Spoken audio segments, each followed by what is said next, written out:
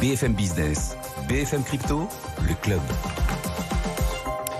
Le club avec nos trois invités. Pauline Armandet, journaliste en charge de BFM Crypto. Bonjour. Bonjour. Merci d'être avec nous. Yorick de Mombin, haut fonctionnaire. Merci également d'être avec nous.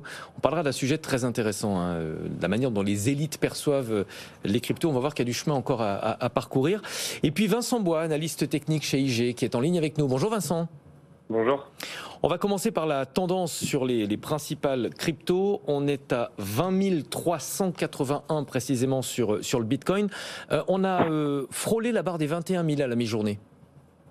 Oui, tout à fait. Alors on a testé plusieurs fois ce niveau à 21 000. On en parlait d'ailleurs vendredi avec BFM. Les 21 000 qui étaient l'objectif, selon moi, donc l'objectif court terme, et donc maintenant plutôt une ouverture pour un retour à la baisse.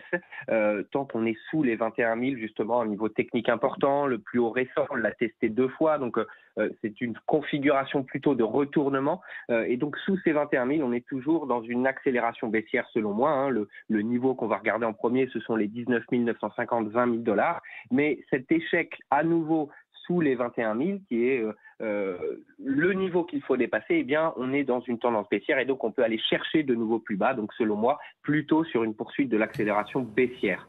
Il y a des rendez-vous importants sur les marchés traditionnels qui ont été évoqués juste avant.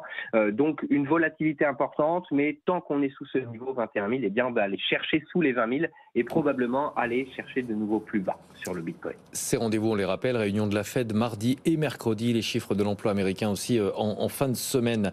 Du côté de l'Ether, 1568 $. Là encore, on était mieux orienté à la mi-journée. On avait passé largement la barre des 1600. Quels sont les points techniques à surveiller? Alors justement, on a tenté ce dépassement des 1600 qui aurait pu nous amener sur un autre niveau proche des 1700, 1730. Pour le moment, de la même façon, pour moi, on est plutôt sur un retournement baissier. On est au-delà d'un niveau technique. En revanche, on tente le dépassement d'une moyenne mobile sans période, qui est proche des 1525. Et donc, en cas de retour sous ces 1520, 1525, eh bien, une accélération baissière, 1400, bien sûr, 1420 $ en ligne de mire. Et puis, nous pouvons aller chercher par la suite les 1200. Mais même type de configuration, même type de perspective, même si techniquement il y a une tentative de forcer le barrage à la moyenne mobile sans période pour aller sur une accélération haussière, eh bien, selon moi, les niveaux court terme haussiers sont atteints et donc on est plutôt sur un retournement. Attention à l'accélération sous les 1500, 1525. Merci beaucoup d'avoir été avec nous, Vincent Bois. Merci pour cette analyse technique. Je rappelle que vous êtes chez IG. On va aborder 2 sujets maintenant, 2 sujets intéressants. D'abord, où en est la compréhension des crypto-monnaies par les élites. On va en parler dans quelques minutes avec Yorick, qui est avec nous en plateau. Mais d'abord, Pauline, on fête un anniversaire, les 14 ans de la publication du livre blanc du protocole Bitcoin. D'abord, un mot d'explication de quoi s'agit-il et surtout dans quel contexte est-ce que ce livre blanc avait été publié? Oui, alors effectivement, c'était il y a 14 ans jour pour jour, donc le 31 octobre 2008. Il y a un certain Satoshi Nakamoto, alors une personne ou un groupe de personnes, on ne sait pas vraiment parce que c'est une personne qui n'a pas été identifiée, qui publie donc un livre blanc, le livre blanc du Bitcoin. Alors c'est un document qui fait 9 pages, qui a été écrit en anglais et qui est intitulé, quand je le traduis en français, donc Bitcoin, un système de monnaie électronique de pair à pair. C'est un document qui va poser les bases du fonctionnement de la blockchain Bitcoin, des bases qui seront toujours utilisées à l'heure actuelle.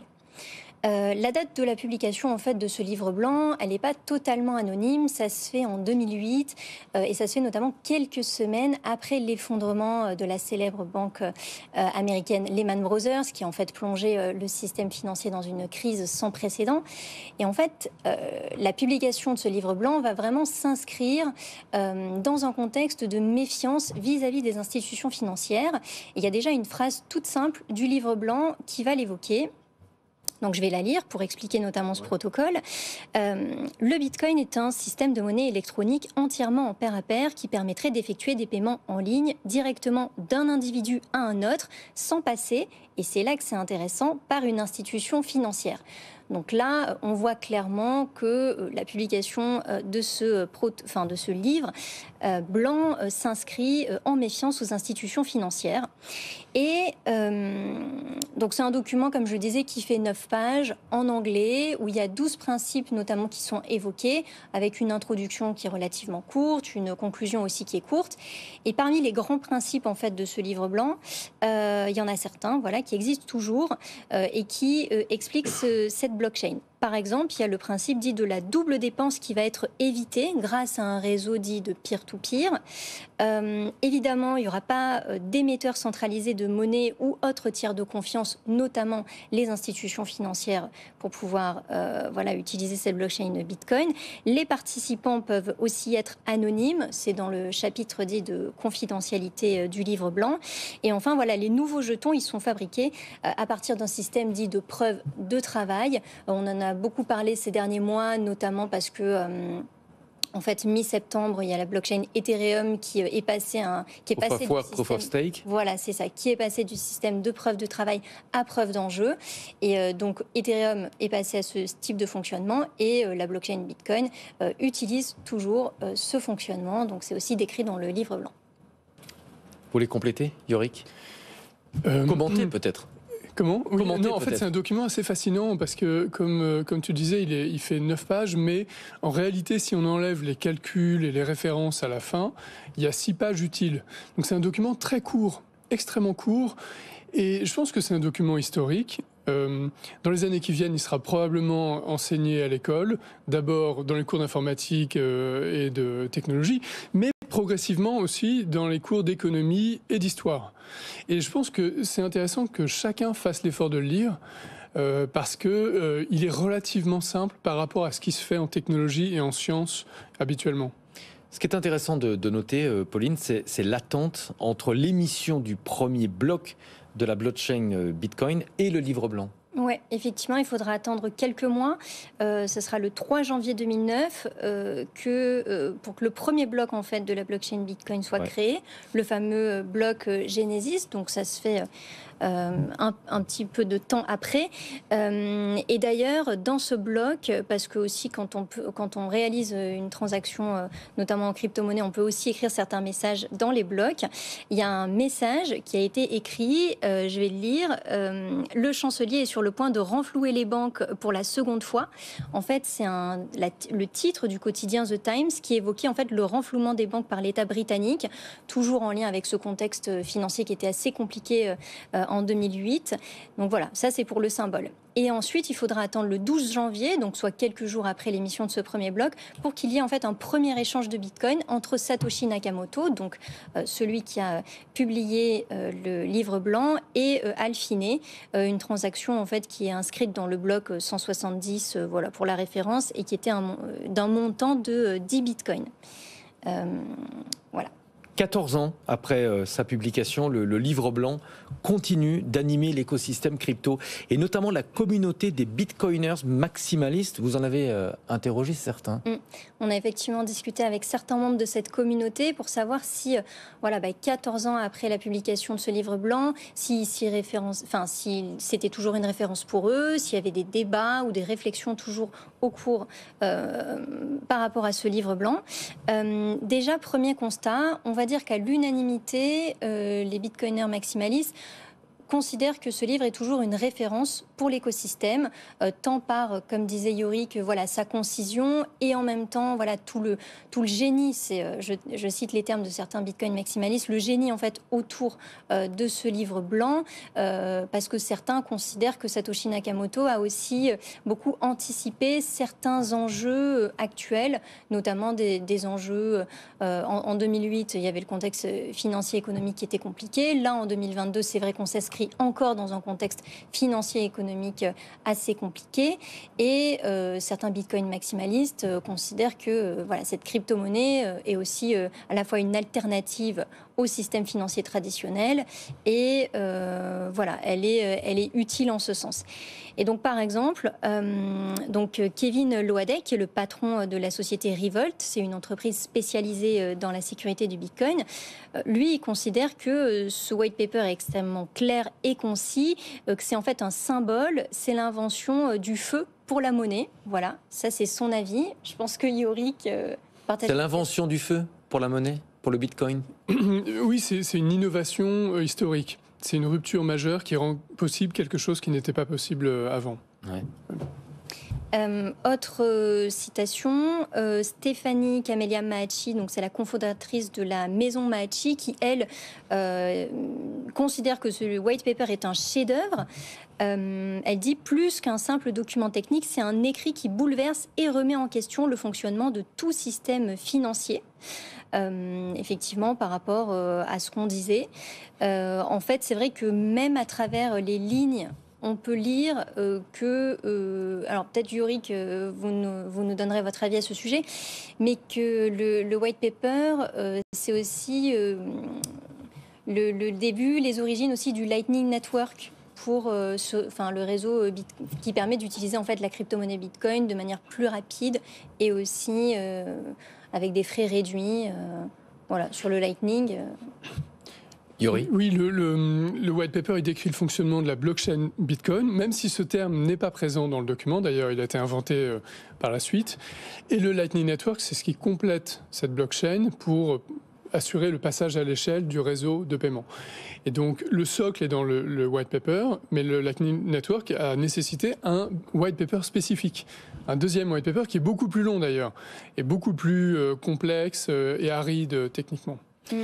Moi, j'ai une question. Est-ce que ce livre blanc, il correspond toujours à la philosophie même du Bitcoin? Alors, là, il y a plusieurs avis, encore de la communauté des Bitcoin Maxi que j'ai pu interroger. Il y en a certains qui pensent que ça répond toujours au principe du Bitcoin, en tout cas en partie.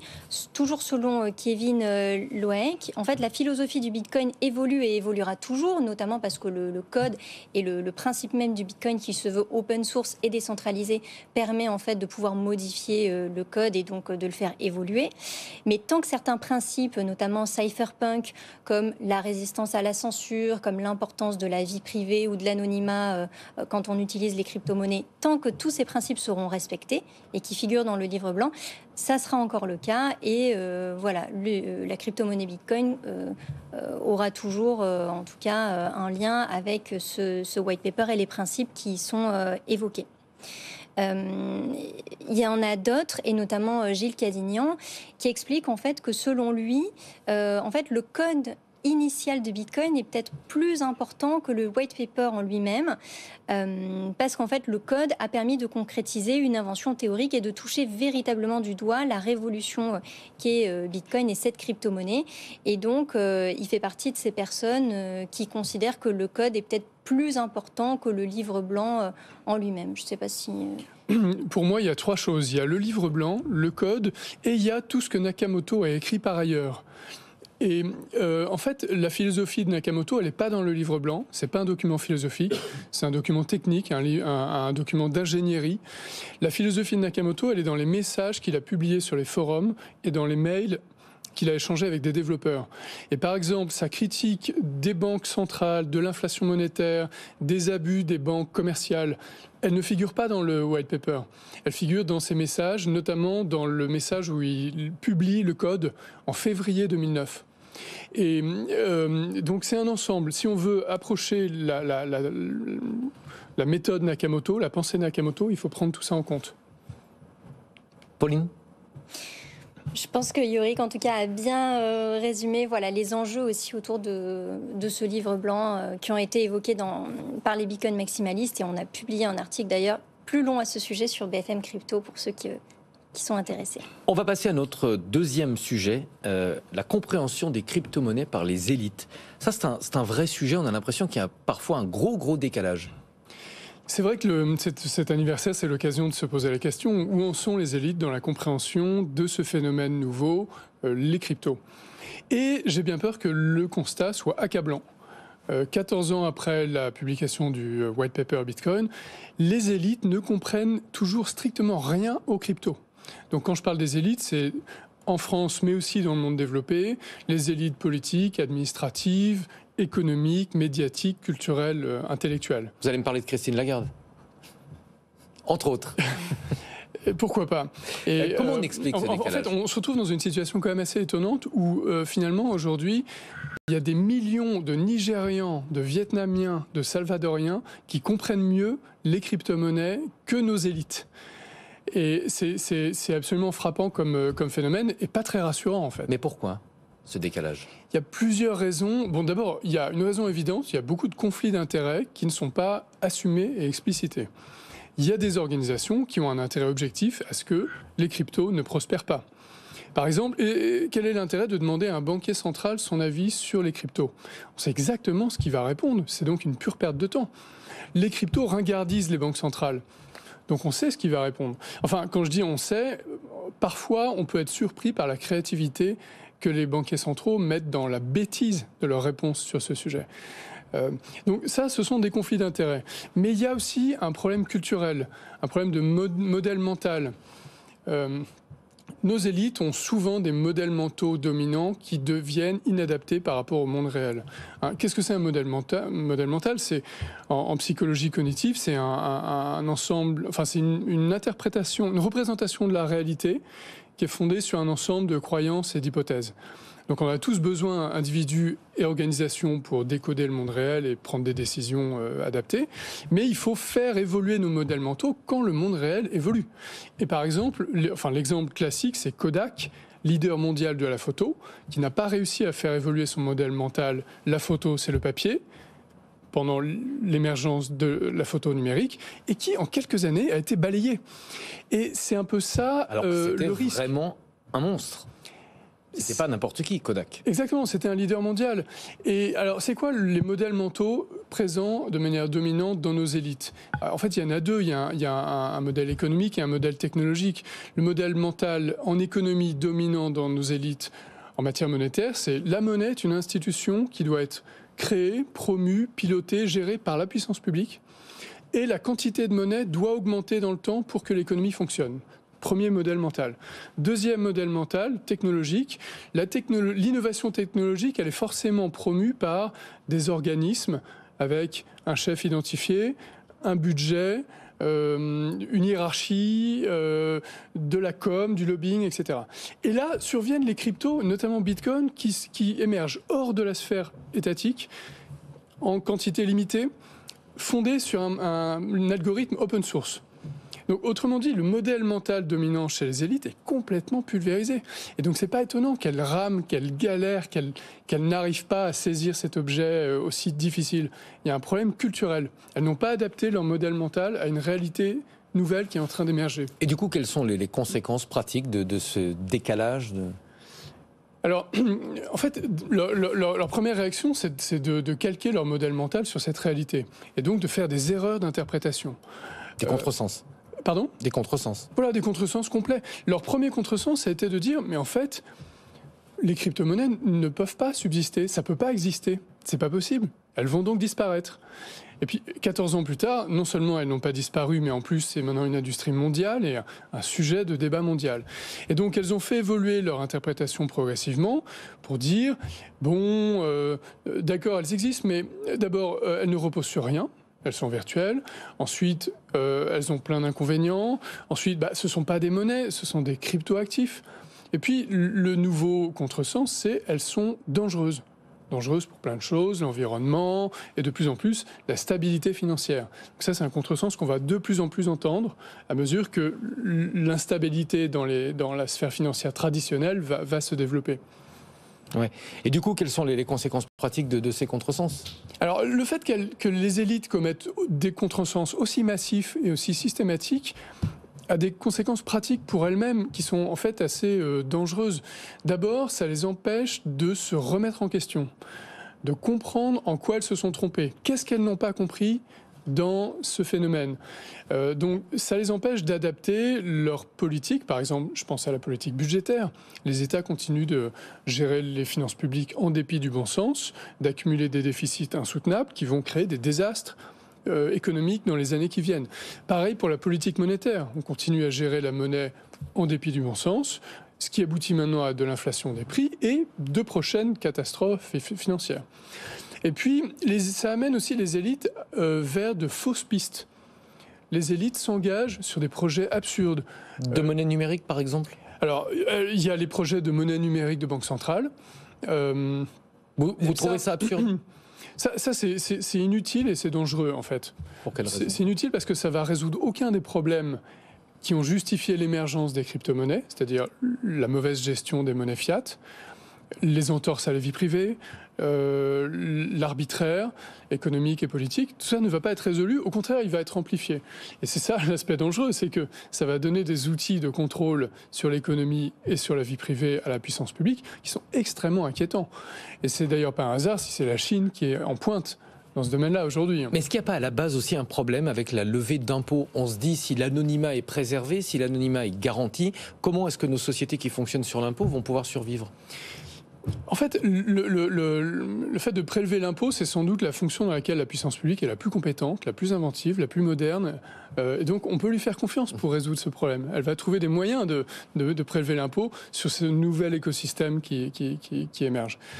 Et en attendant, il faudrait qu'elle se réveille pour comprendre ce qui se passe, parce qu'elle continue sur de fausses pistes, comme promouvoir la pseudo-technologie blockchain, expression qui ne veut pas dire grand-chose. La puissance publique parfois se fourvoie dans des crypto-monnaies qui sont plus séduisantes, moins sulfureuses, mais qui en fait sont pas aussi sécurisées ou qui peuvent être fragiles que Bitcoin.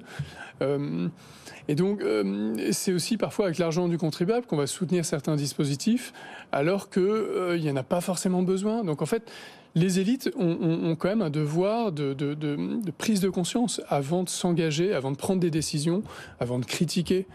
Et c'est une question largement de modèle mental. Mais là, on cherche des explications. Est-ce que c'est pas tout simplement un problème de concurrence ? Elle voit ces cryptos comme une concurrence frontale. Oui, de manière générale, la puissance publique n'aime pas les monopoles. Et d'ailleurs, il y a des politiques antitrust pour ça, pour lutter contre les monopoles. Mais elle tient à son monopole de l'émission monétaire. Parce que ça procure un avantage à la sphère publique, ça lui permet de se financer à moindre coût.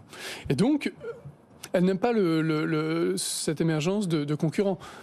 On a bien compris, vous avez une analyse très, très dure. Néanmoins, est-ce que vous n'avez pas tendance à généraliser un peu trop ? Alors moi, je ne sais pas si j'ai une analyse dure, parce que quand pendant des années, les élites disent que le Bitcoin est une monnaie d'anarchistes, de terroristes, de trafiquants, qui a une analyse dure, en fait ?